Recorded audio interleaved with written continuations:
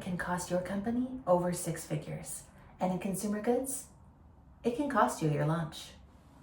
Welcome back to Aspire Hire Conversations, the show where we dig into the real challenges of building winning teams in consumer goods.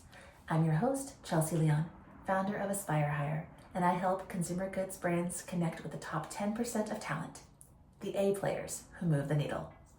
In today's episode, we are tackling the critical topic, the hidden costs of a bad hire.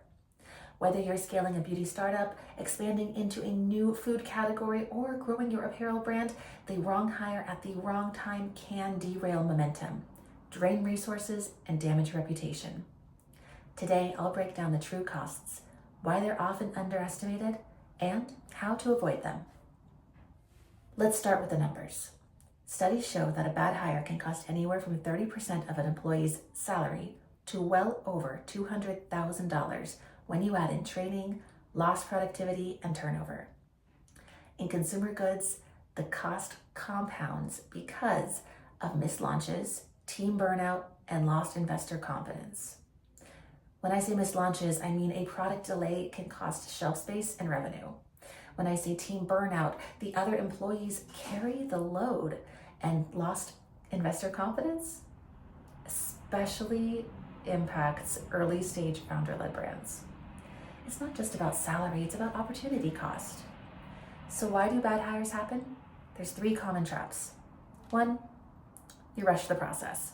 A brand raises funding, needs bodies fast, and hires without clear expectations. 2, over-indexing on resume titles. Hiring someone from a heritage brand who cannot adapt to a scrappy startup environment is not the fit. And 3, you didn't have a structured interview process. A lot of folks who hit this issue tend to make decisions based on their gut feel, and they didn't have objective scorecards. Does this sound familiar? These are fixable mistakes, but only if you recognize them. Here's where it gets personal. One bad hire doesn't just affect output, it affects culture. Good employees lose motivation when they have to pick up the slack. Leaders spend more time managing problems instead of driving strategy, and turnover spreads because A players don't stick around when mediocrity is tolerated. In consumer goods, where speed and creativity matter, culture is a competitive advantage. Bad hires chip away at it faster than most founders realize. Here's the playbook I recommend. Define success and not tasks. Instead of listing responsibilities, identify 3 mission-critical outcomes for the role. Use performance-based interviews. Ask candidates how they've solved problems similar to yours, not just what their title was.